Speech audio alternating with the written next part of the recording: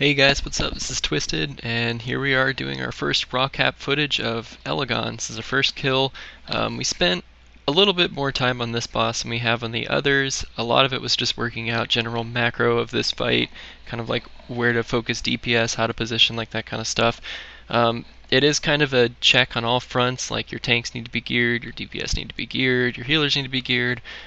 So at least run into this fight with bare minimum the 463 blues in every spot that you can get from running heroics, or if you can just cheese it by getting PvP gear if that's good for you. There's a lot of cool stuff going on in this encounter, but the general gist of it is it's in 3 phases. In the first phase, which is the one we're in right now, the dragon stands in the middle of the room. He cannot be moved from the middle. If there's no one in melee range, he grips you all in, so the tank needs to always be on him. The tanks they need to force a swap, and that's because the other mechanic in this is if you stand on the inner ring here, that's that circle that's clear with the transparent floor, you get a stacking buff. You don't get a stacking buff, you get a stacking debuff, but you get a buff for standing in it, and the buff increases your healing received and increases your damage by 50%. You can't just stand in it full time though, because the debuff that stacks on you will increase your damage taken. And as you can see here, the damage taken is at a very predictable rate. The other mechanic going on is he summons these ads. The ads need to be picked up really quickly, and then they need to be DPS'd. When they get to 25%, they pulse AoE damage, and then when they do die, they do this explosion. The explosion will get more damage if they're inside, so it's a lot of damage if they're tanked inside, although you can live through it with enough cooldowns running still.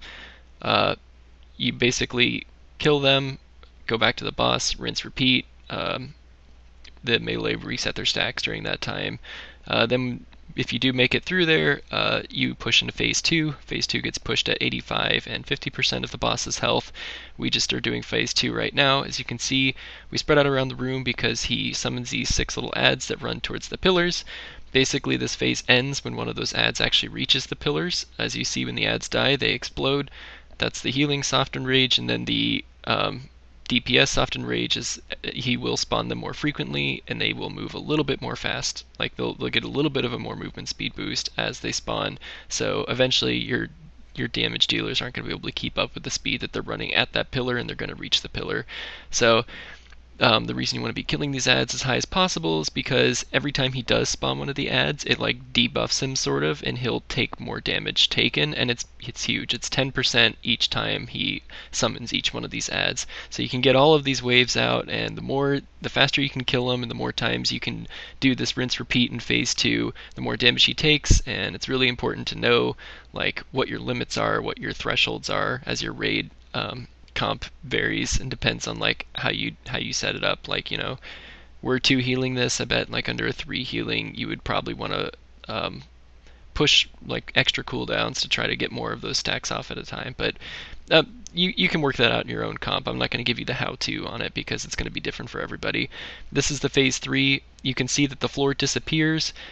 We had some deaths to people like standing in that, so just be conscious of the floor disappearing. It's always going to be melee because they run in to do more damage to the boss, like right before that phase pushes. Just make sure you run back out again before the floor disappears. And then during this phase, you have to DPS the pillars that the ads reached. The pillars are joined across the room. They won't go down until the other pillar corresponding diagonally across the room is killed with it. They sit at 1 HP until that other corresponding pillar goes down.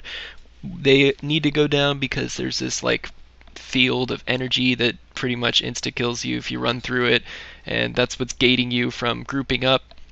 Every time you kill a pillar, the boss gets this little thing that makes him do more damage, and during that phase he's sort of like casting this AoE and these like random targeted bolts of energy at people. So you really want to like I don't know how I'm not going to say like different strategies for how to manage that. I mean, you could run around as a big group, but you know, we decided to split up for it. So again, it's up to your group how you want to handle killing those pillars. But yeah, during that phase, he'll put these little, you saw them very clearly, big lightning circles on the ground, and those big lightning circles spawn an ad after a few seconds. And if you're standing in the circle, it's a lot of damage, and it's kind of like that's the mana conservative phase for healers, so don't be stupid and take damage there. from standing in the circles. They're really obvious. And then the ads that spawn need to be picked up by a tank. They have a threat table. And then it is preferable, we found, to kill them. I have heard of some strategies of people just like not even killing them. But I mean, it depends. Like there's a lot of it depends on this fight. It depends on how your comp is working and kind of like how your strategy is. So for me personally, here's what I'm doing. I put up a video earlier in the week about how I'm abusing Rapture here. Basically, as an ad spawning, I try to make sure that I have like some padding of absorbs on people, and that's because when the ads do go below 25% health, they pulse a few bits of damage. It's anywhere from like 50 to 75k damage on the raid, and then they explode. For the explode, since it is enough to fully consume my bubble, I'm mass bubble spamming and getting Rapture back from all of the bubbles when they pop. And then since I also benefit from the 50% damage boost dealing, and it increases the healing received on people by 50%, Atonement heals and Eminence heals if you have a monk. They basically double dip here. So when I'm not prepping all my absorbs, I'm pretty much smite healing lull the boss because, you know, that's how I do. And I also try to help out on the other phases where there's some pretty tight DPS sort of things going out. Like right here in this phase, the way I'm handling it is I try to get as many absorbs up on our group as I can before the next wave of ads comes out. But then when the ads do come out, I try to help best I can DPS those guys down, because you know, depending on the comp, like depending on your classes that are trying to burn those, and if you split up your DPS or whatever, like it depends. Some of them might need more help than others. I don't know. It's up to you. I took Cascade for this fight because, as you can see, we're pretty spread out. And after Annihilates, the melee, they reset their stacks after they kill the ad, and there's 4 seconds before it casts that predictable explosion. They reset their stacks and run back into melee range. So we're essentially in 2 groups the whole time that we need AoE healing. So yeah, Cascade, and Annihilates on a 30-second cooldown. So if you do take it, it'll be up every time. But if you do need like some super pulse of healing, the distance between you and the boss is exactly 40 yards. So you can run in between the boss and the ranged or whatever, and you can like do a halo and do some like skyrocketingly huge numbers that I've sort of experimented with on. Another thing I did for this fight, since there's ads, I took Twist of Fate because when they die, the healing needed is like after they die. So if you can get damage on them as they're dying, then you can get that extra bonus percentage from healing. And I actually revised my UI so we can actually see it.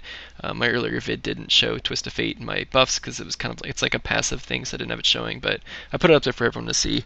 Okay, so if the boss pushes phases at 85 and 50%, when you come out of that second phase 3, he goes into this phase. There are some other what ifs, maybes, strats for this phase. If you're like maybe 3 healing this, there is a viable strategy to reset those stacks, because remember, we're standing in the middle of the floor and the stacks need to be reset to get that debuff to fall off. But in this phase, it's different. If you step outside the raid for a second, you get damage. That's what that big swirly thing is going around the outside of the room, and it's pretty heavy damage. It's like 60k per second. So yeah, you can reset your stacks, but you know, it's going to be entirely up to your comp, maybe how you run cooldowns, whatever. This is, for us, a straight burn phase. Like, the boss takes a ton of more damage here because he has all of those stacks from the phase 2s when you were killing those waves of ads. So yeah, we're doing some pretty nice damage here. I started off light because I know that our debuffs aren't that big, but then once he drops below 20%, I try to make sure that I'm like getting some Holy Fires up so I can get Twist of Fate proccing. And then yeah, we roll cooldowns to the end, and it's actually a pretty smooth kill for our final video. We've had some pretty close, really almost kills in this fight, and you know, one little bonus like about this fight in particular is apparently my strategy for like doing healing did something right for the EPing contest, because I ranked on World of Logs pretty high. I think I'm second in discipline on World of Logs world rankings right now, so that's kind of a cool little bonus. But you know, this is a fun encounter. Don't beat yourself up over the near wipes or the mistakes or problems, because there's a lot of like room for experimentation here, you know, from just a general raid comp strategy.